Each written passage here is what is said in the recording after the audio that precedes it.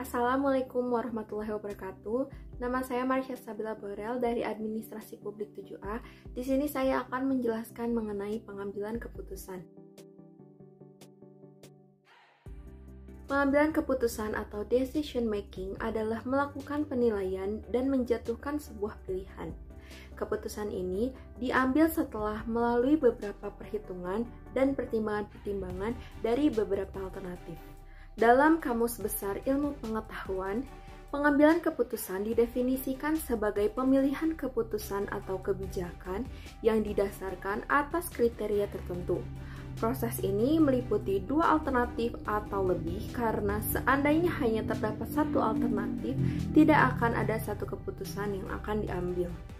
Menurut Sondang P. Siagian, pengambilan keputusan adalah suatu pendekatan sistematis terhadap hakikat suatu permasalahan dengan pengumpulan fakta-fakta dan data, penentuan yang matang dari alternatif yang dihadapi, dan pengambilan suatu tindakan yang paling tepat. Pengertian ini mengandung makna bahwa suatu permasalahan dilakukan penelusuran terlebih dahulu, sehingga diketahui dengan jelas pokok-pokok permasalahan atau bukan suatu permasalahan yang perlu dilakukan putusan atau pilihan. Sedangkan menurut Terry 1994, pengambilan keputusan adalah pemilihan alternatif perilaku tertentu dari dua atau lebih alternatif yang ada. Yang pertama, keputusan strategis. Keputusan strategis merupakan keputusan untuk menjawab tantangan dan perubahan lingkungan dan biasanya bersifat jangka panjang. Tujuan dari pengambilan keputusan strategis, strategic decision making, adalah untuk memilih strategi alternatif sehingga keunggulan kompetitif jangka panjang dapat tercapai. Dalam karakteristik dalam keputusan strategis, terdapat 3 karakteristik khusus yang terkandung dalam keputusan strategis. Yang pertama, rare, keputusan-keputusan strategis yang tidak biasa dan khusus yang tidak dapat ditiru oleh organisasi, perusahaan, atau instansi lainnya. Kedua, consequential, keputusan-keputusan strategis yang memasukkan sumber daya penting dan menuntut banyak komitmen dan instansi terkait. Yang ketiga, directive, keputusan-keputusan strategis yang menetapkan keputusan yang dapat ditiru untuk keputusan-keputusan lain dan tindakan-tindakan di masa yang akan datang untuk organisasi secara keseluruhan. Yang kedua, keputusan administratif. Keputusan administratif merupakan keputusan yang berkaitan dengan pengelolaan sumber daya, keuangan, teknik. Pengambilan keputusan ini terdiri dari pemilihan di antara berbagai alternatif yang hasil langsung atau terbatas yang dapat dilihat. Yang ketiga, keputusan operasional. Keputusan operasional merupakan keputusan yang berkaitan dengan kegiatan operasional sehari-hari. Menurut Drummond pada tahun 1995, keputusan operasional sangat menentukan efektivitas keputusan strategis yang diambil oleh para manajer puncak.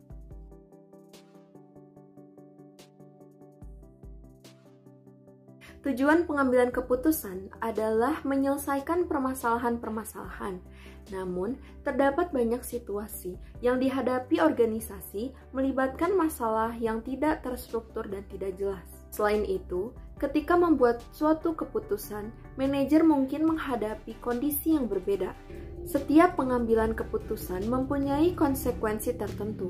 Keputusan yang kurang tepat akan membawa dampak jangka panjang maupun jangka pendek.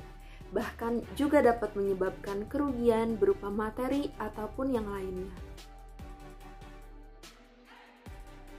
Dalam proses pengambilan keputusan memungkinkan seorang individu untuk menggunakan metode standar dalam berbagai situasi dan beradaptasi untuk memenuhi preferensi pribadi. Keputusan yang dibuat dengan cara ini lebih cenderung berlaku sejak individu sadar dapat mengenali baik kekuatan dan kelemahan pribadi. Menurut Stephen Robin dan Mary Coulter, dalam Fahmi 2019 halaman 5, proses pengambilan keputusan merupakan serangkaian tahap yang terdiri dari 8 langkah yang meliputi mengidentifikasi masalah, mengidentifikasi kriteria masalah, memberi bobot pada kriteria, mengembangkan alternatif-alternatif, menganalisis alternatif, memilih satu alternatif, melaksanakan alternatif tersebut, dan mengevaluasi efektivitas keputusan. Menurut Janis dan Mann pada tahun 1977, terdapat 3 aspek dalam pengambilan keputusan, yaitu yang pertama, kemampuan mempertimbangkan beberapa alternatif yang tersedia. Individu tidak hanya memikirkan manfaat terbesar yang akan didapatkan, tetapi juga berbagai macam pertimbangan dari pilihan yang dipilih maupun yang tidak dipilih. Yang kedua, kemampuan menghadapi tantangan untuk mencapai situasi yang diinginkan. Berbagai tanggapan kemungkinan akan dihadapi oleh individu dapat dilalui dengan baik untuk mencapai tujuan yang telah ditetapkan. Hal ini terkait dengan ketidakpastian sehingga pilihan yang telah dipilih tidak dapat diubah lagi. Dan yang ketiga, kemampuan untuk menerima resiko yang ada dan melaksanakan keputusan yang telah dipilih. Individu mampu untuk menerima konsekuensi dari keputusannya dan melaksanakan keputusan yang telah ditetapkan oleh dirinya sendiri.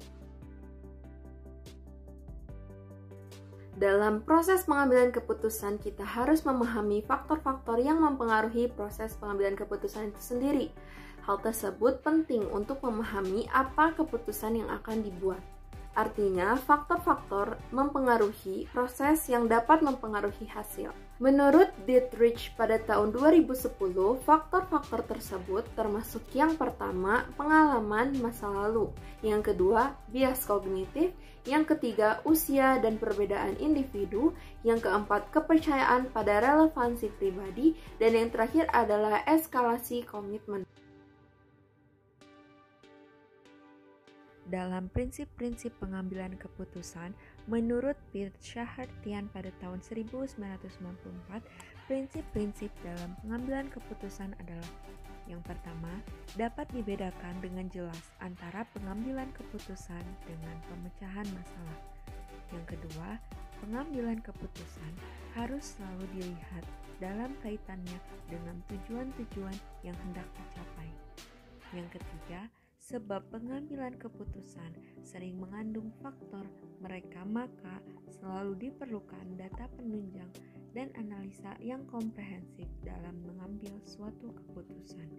Dan yang terakhir, pimpinan tidak hanya mau mengambil keputusan, tetapi juga bertanggung jawab atas segala tindakan keputusan itu. Menurut Rowe dan Mason dalam Jacobi pada tahun 2006, gaya keputusan adalah proses kognitif yang merupakan cara individu pendekatan masalah. Salah satu gaya keputusan mencerminkan cara individu visualisasi, berpikir, dan menafsirkan situasi. Sedangkan menurut Heron pada tahun 1980, menemukan ada 5 gaya pengambilan keputusan yang berbeda, yaitu yang pertama rasional, yang kedua intuitif, yang ketiga spontaneous, yang keempat avoidance, dan juga yang terakhir dependent. Simon dalam Fahmi tahun 2013 mengatakan pengambilan keputusan berlangsung melalui 4 tahap, yaitu yang pertama intelligence, yang kedua design, yang ketiga choice, dan yang terakhir implementasi. Intelligence merupakan proses pengumpulan informasi yang bertujuan mengidentifikasi permasalahan, sedangkan design adalah tahap perancangan solusi terhadap masalah. Biasanya, pada tahap ini dikaji berbagai macam alternatif pemecahan masalah. Selanjutnya, choice adalah tahap mengkaji kelebihan dan kekurangan dari berbagai macam alternatif yang ada dan memilih yang terbaik. Implementasi merupakan tahap pengambilan keputusan dan melaksanakannya. Terdapat 2 tipe-tipe keputusan. Yang pertama, keputusan terprogram. Keputusan terprogram dianggap suatu keputusan yang dijalankan secara rutin, tanpa ada persoalan-persoalan yang bersifat krusial. Karena setiap pengambilan keputusan yang dilakukan hanya berusaha membuat pekerjaan yang terkerjakan berlangsung secara baik dan juga stabil. Keputusan terprogram mampu diselesaikan di tingkat paling rendah tanpa harus membutuhkan masukan dari pihak middle dan top management. Jika dibutuhkan keterlibatan middle management hanya pada pelurusan pada beberapa bagian teknis. Contoh keputusan yang terprogram adalah pekerjaan yang dilaksanakan dengan rancangan SOP (Standard Operation Procedure) yang sudah dibuat sedemikian rupa. Yang kedua adalah keputusan yang tidak terprogram. Menurut Siagian dalam Fahmi pada tahun 2013 menjelaskan bahwa keputusan yang tidak terprogram merupakan keputusan yang diambil dalam usaha memecahkan masalah-masalah baru yang belum pernah dialami sebelumnya, tidak bersifat pengulangan, tidak terstruktur, dan sukar mengenali bentuk, hakikat, dan dampaknya.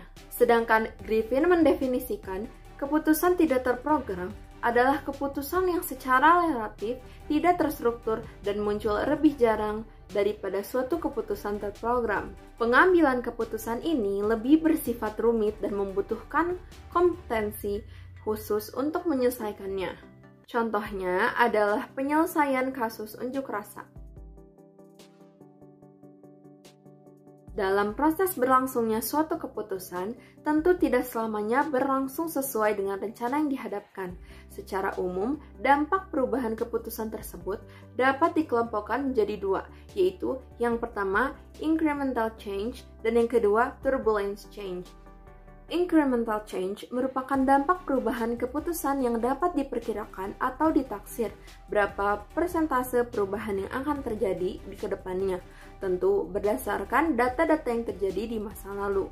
Yang kedua, turbulence change merupakan pengambilan keputusan dalam kondisi perubahan yang sulit diperkirakan. Contohnya, bencana alam, perubahan kondisi politik, demonstrasi buruh, dan lain sebagainya. Walaupun data-data tersebut ada, namun kejadian seperti ini belum tentu memiliki kesamaan kondisi dan situasi seperti dahulu.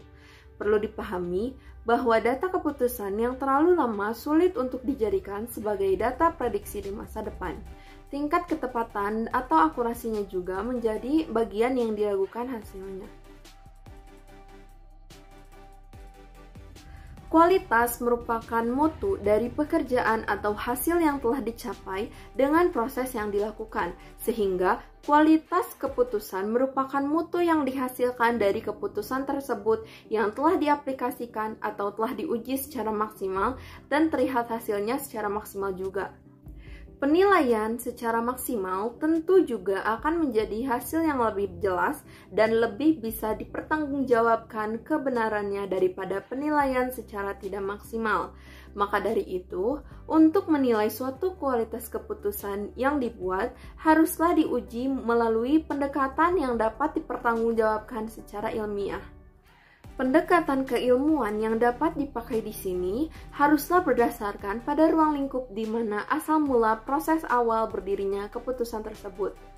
Jika keputusan tersebut dipakai dalam bidang ekonomi, teknik, kedokteran, dan sosiologi, maka harus berdasarkan pada teori-teori asas dan aturan pada bidang ilmu tersebut, agar menghindarkan terjadinya tumpang tindih atau kekacauan di dalam penerapan keputusannya.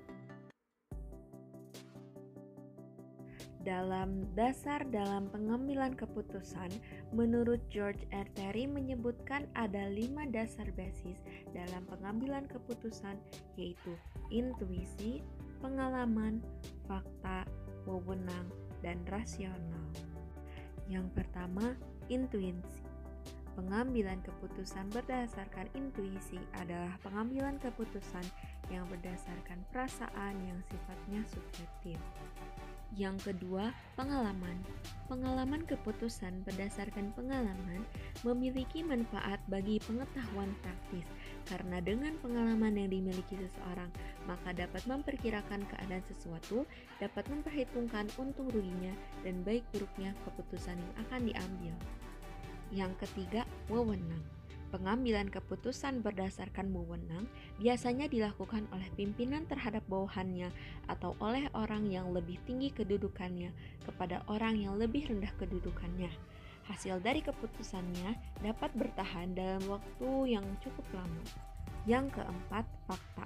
Pengambilan keputusan berdasarkan data dan fakta empiris dapat memberikan keputusan yang sehat, solid, dan baik.